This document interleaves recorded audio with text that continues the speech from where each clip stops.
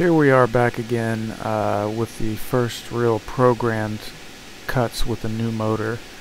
This is in a piece of maple, so I'm not really expecting any kind of spindle load, but I was mainly concerned about the added weight that the new motor put on the spindle head, which I believe ended up being about 40 extra pounds over the old motor. So this is primarily a test just to see how the motion handles with the added weight, particularly in the Z-axis. And this will become evident later on in this video when we do some 3D profiling where there's a lot of rapid Z retracts. I could have programmed those out, but I left them in because I just wanted to see how the Z-axis motor would handle all the extra weight. And let's speed this up.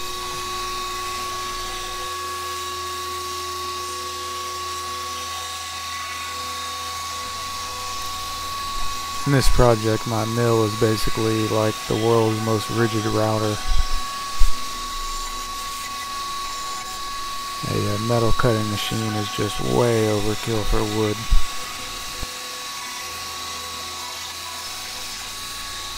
It's true I could have programmed this operation to go a lot faster, because at 40 inches per minute in maple is nothing.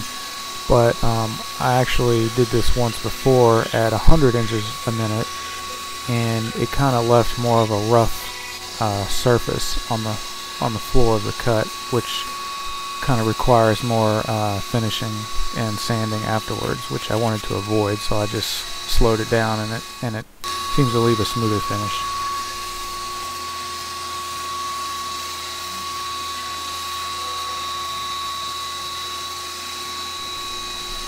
I also have the vacuum cleaner going for most of these cuts, just because this is a metal milling machine and I don't want to contaminate everything with sawdust, so I kind of don't like cutting wood, but occasionally when I get something to cut in wood, I just kind of stand there with the vacuum cleaner since I'm not doing a high volume.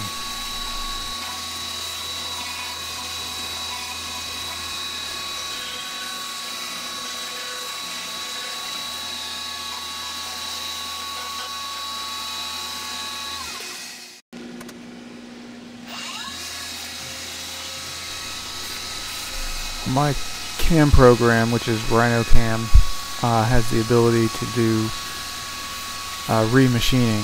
So I can machine an area with a large end mill, and then I can come back and it knows what hasn't been machined, so I can switch to a smaller end mill to do like all the detail work, which is a huge time saver. It's a very valuable piece of program.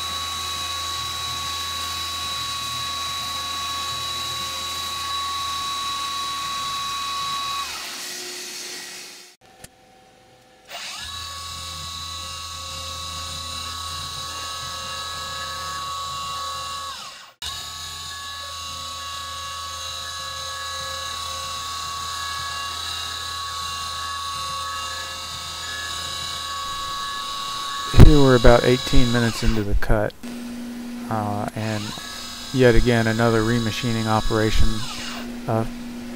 The first end mill that we used was a 3/8 inch, then we did a remachining operation with a 1/8 inch, and now we're down to a 0.03 little tiny end mill just to do some detail work.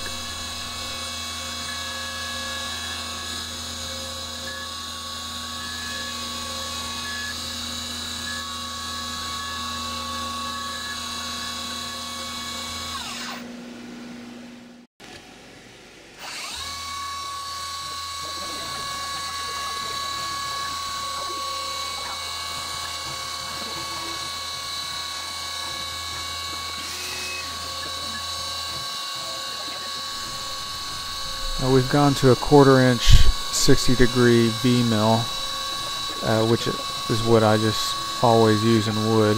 It works okay in maple. It kind of leaves a little tear out around the edges, and I think it works better in harder woods like oak, but still not bad.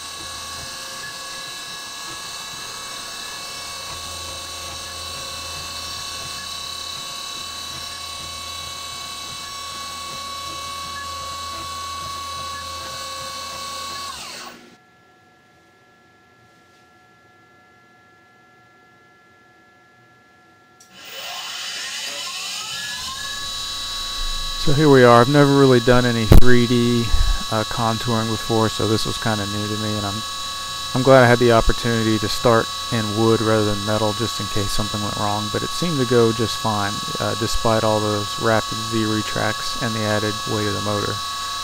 No problems there, but in the future I'll probably program out those retracts so it doesn't go up and down at every change in direction.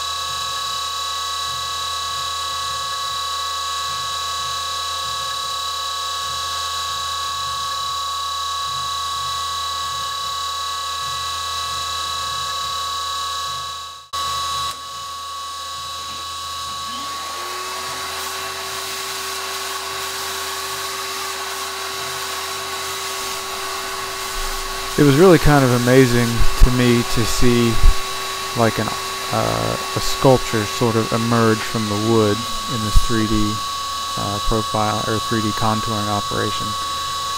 Very cool. I had a 5% step over with this 1/16 inch ball mill, which is probably way too small for wood. But I was kind of thinking in terms of metal when I was programming it, and I wanted a good surface finish, so I wouldn't have to go back and do any kind of sanding or very minimal sanding at least.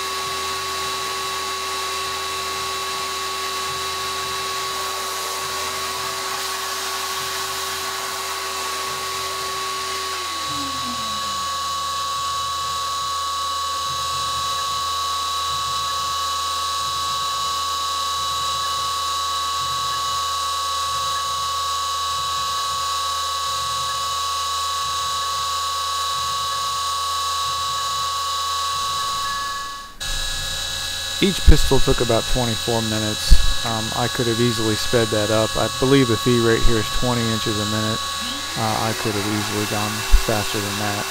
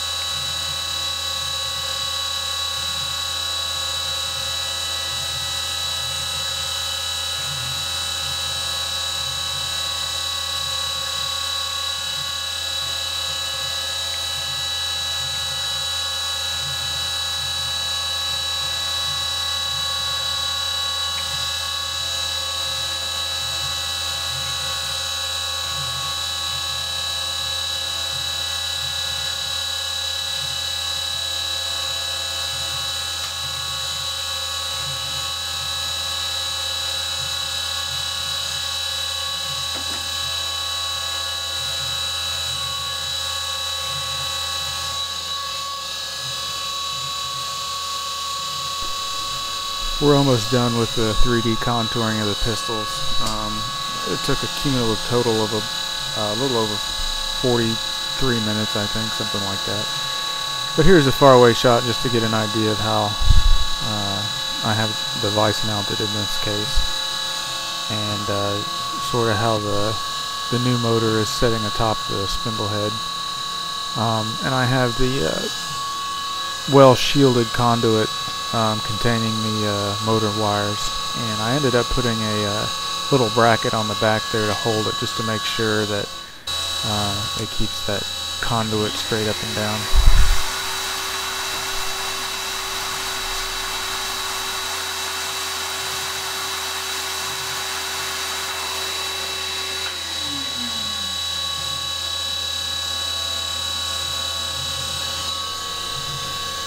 Here I'm just showing off the motor mount that I made, which turned out beautiful.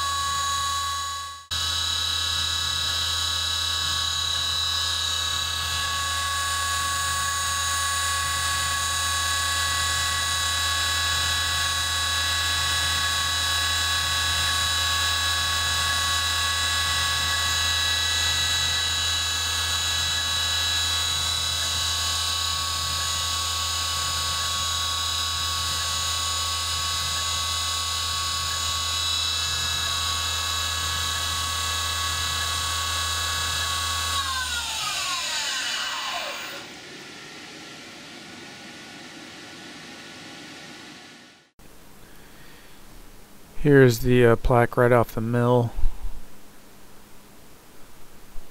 Turned out pretty good. It needed a little bit of sanding, especially just to get rid of some of that tear out. Here it is with the finish on it. I had a heck of a time getting the right color, but they wanted sort of a western look, and I thought that looked pretty western, sort of like worn, sun-dried wood. I didn't film it, but I also made that base to stick it in. It was kind of ridiculous because one side was already routed over with that contour finish, and I didn't have a router bit to match it, so I ended up having to take some measurements and program that profile into my cam, and then do a 3D profiling pass just like I did on the pistols to match that same contour. Nuts.